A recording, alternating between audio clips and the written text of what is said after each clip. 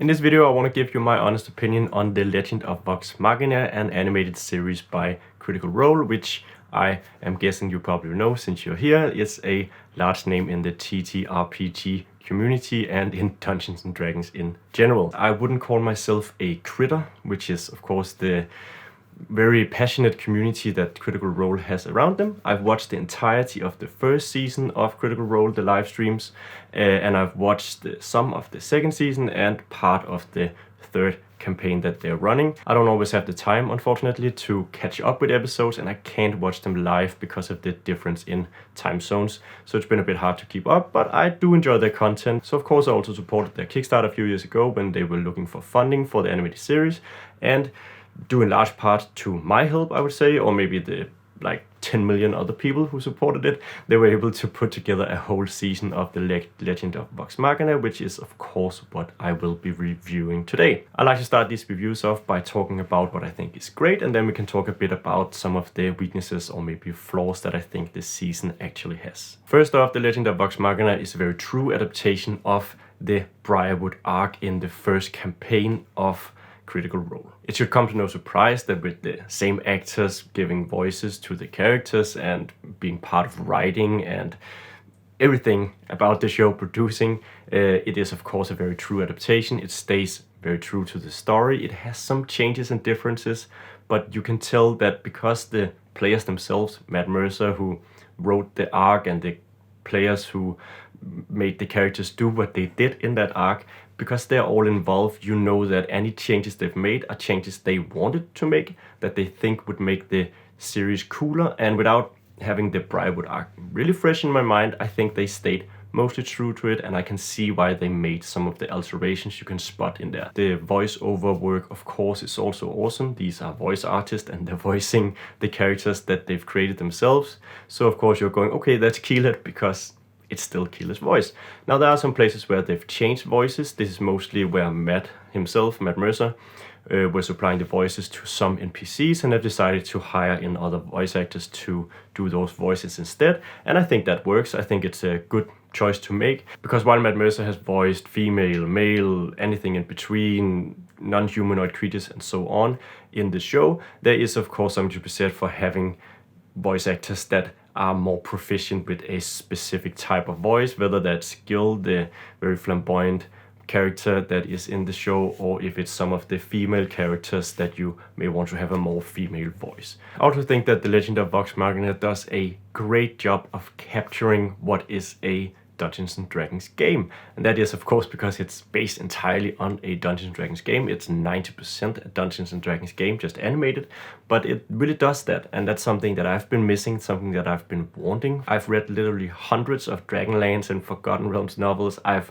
watched the often terrible Dungeons and Dragons movies in that search for that sort of action and literature and media, and to get that in an animated series is awesome. I think it's great to get new players interested in the game, to show people what is the world that we're talking about when we're talking about Dungeons & Dragons and tabletop role-playing games. Now the show is of course not without flaws or weak points, and I think it's important that we also take a look at those. Even though we would want everything to be perfect, the real world is that of course it isn't. The first thing I want to talk about is the animation. While I think that the animation is good, maybe even great, I don't think that it's up to the level that maybe I was expecting, because of the way they've sort of talked up the studio behind the animated series. Now, I don't watch a lot of animated series. I very rarely watch animated television, besides when I put something on for my kids.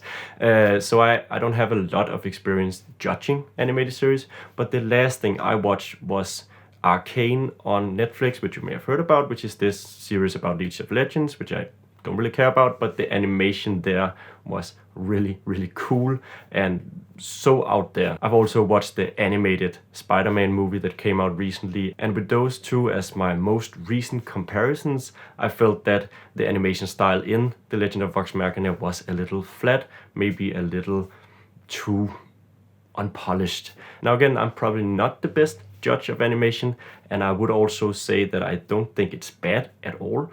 It just didn't excite me just as much as some of the other stuff we've seen done.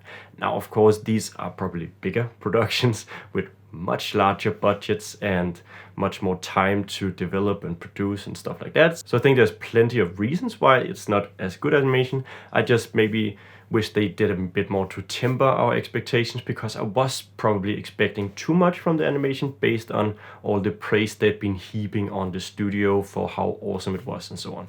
For some of you out there who's more familiar with what the studio produces previously, you would probably expect it to look like it looks, so I can understand that this is maybe more a fault of my expectations. And again, want to emphasize, the animation is still really good as far as I can tell. Now, another thing that I think is a bit of a flaw is the crass humor in the show.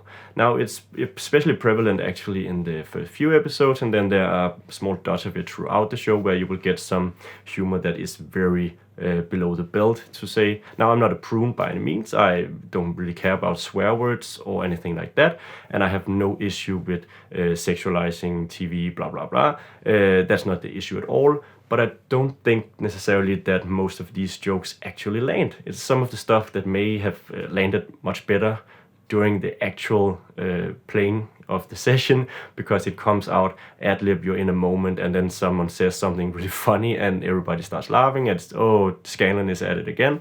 But in the animated series here, it sometimes just felt a bit out of place or maybe unnecessary. And again, I'm not a prune, I don't really care. I could just ignore a joke that doesn't land, or some humor that I'm thinking, okay, that's a bit weird, but okay, and we can move on. But I think it's a bit of a shame, because there would also be an opportunity for younger audiences to enjoy this if you didn't take it to that level of obscenity, basically. Now, I have kids. My oldest is 6 years old. He's very interested in fantasy and all this, and I could see him watching this show in a few years if it weren't for these over-the-top scenes. Now, he doesn't care, and I don't care about an occasional swear word or some sexual innuendo, but having straight-on animated sex and other stuff that you get in the series is just a bit over-the-top for me, and something that I don't necessarily feel comfortable letting my kid watch at 8 or 9 years old. And that's a shame, because it could be his gateway into what I think is a very cool hobby, and I don't really think that these jokes and that humor was necessarily necessary. Besides that, I don't really have any critiques of The Legend of Vox Machina. I think it was a good show. I think it was really, really fun to see what I've been watching the players play out as a D&D session come to life in an animated series. That was really great. I would heartily recommend anyone who is interested in Dungeons & Dragons to watch the series and get a feel of what Critical Role has done for the genre, basically. It's a super important step to take to get a Dungeons & Dragons video series on Amazon Prime, because it's just something that will help take our hobby to the next level, and the larger our community grows, the more people we get in, and the more awesome everything is. So yeah, that's my thoughts on The Legend of Vox Machina. Should you watch it? Definitely watch it if you're interested in Dungeons & Dragons, and since you're watching this video, I would presume that you possibly are. So yeah, that's the review. If you like what we do here, you can like and subscribe down below. You can also comment and let me know what you thought about the series and whether or not you agree or disagree with some of the stuff that I brought up here. And you can also support us over at patreon.com/Eventyr, where we put out weekly encounters and content for 5th edition, and you can get to vote and engage with our little community over there. Besides that, there's not a whole lot left to say, except thank you for watching, and I hope that I'll see you in the next video.